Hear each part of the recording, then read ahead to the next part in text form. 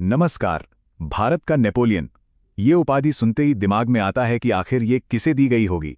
आज हम बात करेंगे एक ऐसे ही महान सम्राट की जिसने सिर्फ जंग के मैदान में ही नहीं बल्कि कला और संस्कृति की दुनिया में भी एक सुनहरे दौर की नींव रखी। तो सवाल यही उठता है कि आखिर वो थे कौन? कौन थे वो शासक जिन्हें इतिहासकार इतने बड़े नाम भारत का नेपोलियन से बुलाते हैं? देखिए, ये सिर्फ एक टाइटल नहीं है, ये उनकी जबरदस्त मिलिट्री स्किल और दूर की सोच का सबूत है। और वो नाम है गुप्त वंश के महान सम्राट समुद्रगुप्त। एक ऐसा नाम जो इंडियन हिस्ट्री में बहादुरी, समझदारी और आर्ट का कह सकते हैं कि एक सिंबल बन गया। पर समुद्रगुप्त की कहानी सिर्फ उनकी जीतों तक ही सीमित नहीं है, वो इससे कहीं ज्यादा थे।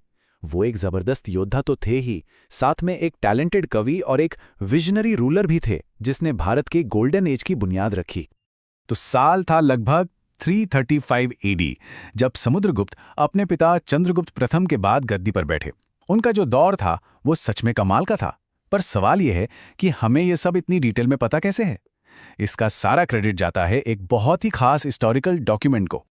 और वो डॉक्यूमेंट है प्रयाग प्रशस्ति। मतलब इलाहाबाद में एक पिलर है जिस पर उनके दरबारी कवि हरिशेन ने सब कुछ लिखवाया था। ये प्रशस्ति, ये इंस्क्रिप्शन हमारे लिए एक टाइम मशीन जैसा है, समुद्रगुप्त के दौर में झांकने का एक जरिया जो उनकी जीतों और उनकी पर्सनालिटी की एक लाइव पिक्चर देता है। और जानते हैं, इसी प्रशस्ति से उनकी दिग्विजय पॉलिसी के बारे में पता चलता है। मतलब पूरी दुनिया को जीतने का उनका जो सपना था। तो चलिए अब जरा उनके मिलिट्री कैंपेन्स पर नजर डालते हैं। वही कैंपेन्स जिनकी वजह से उन्हें नेपोलियन का टाइटल मिला। देखिए, समुद्रगुप्त का असली जीनियस सिर्फ जंग जीतना नहीं था। नहीं, उनकी असली काबिलियत थी उनकी पॉलिटिकल सोच में। वो ये बात समझ गए थे कि इतने बड़े भारत पर एक ही तरीके से राज नहीं किया जा सकता। इसीलिए उन्होंने नॉर्थ और साउथ के लिए दो एकदम अलग अलग स्ट्रैटेजीज बनाई। अब देखिए कैसे। नॉर्थ इंडिया में उन्होंने 9 राजाओं को हराया और उनके इलाकों को सीधे अपने गुप्ता एम्पायर में शामिल कर लिया। सिंपल। लेकिन साउथ में उनका प्लान बिल्कुल अलग था। वहां उन्होंने 12 राजाओं को हराया तो जरूर, पर उन्हें अपना राजपाट वापस दे दिया, बस एक शर्त पर कि वो समुद्रगुप्त को अपना राजा मानेंगे। यही तो दिखाता है उनकी दूर की सोच को, कि वो सिर्फ एक वॉरियर नहीं थे बल्कि एक बहुत ही स्मार्ट स्ट्रैटेजिस्ट भी थे। मगर जैसा मैंने कहा, समुद्रगुप्त की कहानी सिर्फ जंग के मैदानों की नहीं है। चलिए अब उस योद्धा के कवच के पीछे झांकते हैं और उस शासक और उस आर्टिस्ट से मिलते हैं जिसने उनकी शख्सियत को और भी दिलचस्प बना दिया। एक राजा के तौर पर उनकी सबसे बड़ी खासियत थी उनकी रिलीजियस टॉलरेंस। वो खुद एक पक्के हिंदू थे, लेकिन उन्होंने बौद्ध धर्म और जैन धर्म मतलब दूसरे धर्मों को भी पूरा सपोर्ट दिया। और ये दिखाता है कि वो कितने समझदार थे, जानते थे कि इतने बड़े और डाइवर्स एम्पायर पर कैसे राज करना है। और बात यही खत्म नहीं होती। इस महान कॉन्करर के दिल में एक आर्टिस्ट भी रहता था। जी हाँ, उन्हें कविराज का टाइटल मिला हुआ था। और तो और वो एक बेहतरीन म्यूजिशियन भी थे। वीणा बजाने में तो उस्ताद थे। है ना कमाल की बात? एक तरफ तलवार, दूसरी तरफ वीणा।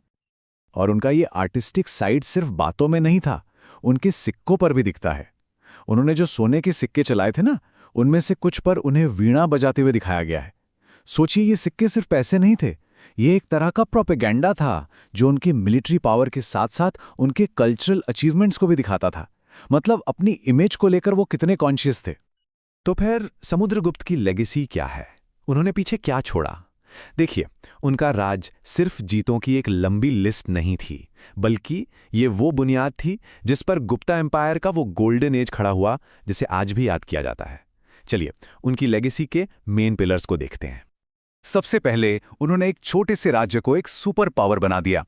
दूसरा, उन्होंने भारत का पॉलिटिकल यूनिफिकेशन किया, मतलब देश को एक सूत्र में पिरोया। तीसरा, उन्होंने आर्ट और कल्चर के उस गोल्डन एज की शुरुआत की जिसका जिक्र हम बार बार करते हैं। और आखिर में उन्होंने एक आइडियल राजा का स्टैंडर्ड सेट कर दिया जो आने वाले कई राजाओं के लिए एक मिसाल बना। तो सवाल फिर वही है, आखिर समुद्रगुप्त को इतना महान क्यों माना जाता है? इन सारी बातों का निचोड़ क्या है?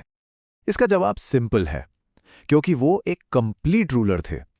एक ताकतवर योद्धा, एक स्मार्ट एडमिनिस्ट्रेटर, आर्ट और लिटरेचर के सपोर्टर और एक दूर की सोचने वाले स्टेट्समैन। ये सब कुछ एक ही इंसान में था।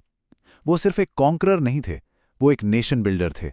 और शायद यही उनकी सबसे बड़ी विरासत है, ये सोच कि एक महान राजा सिर्फ जीतता नहीं है, वो बनाता भी है।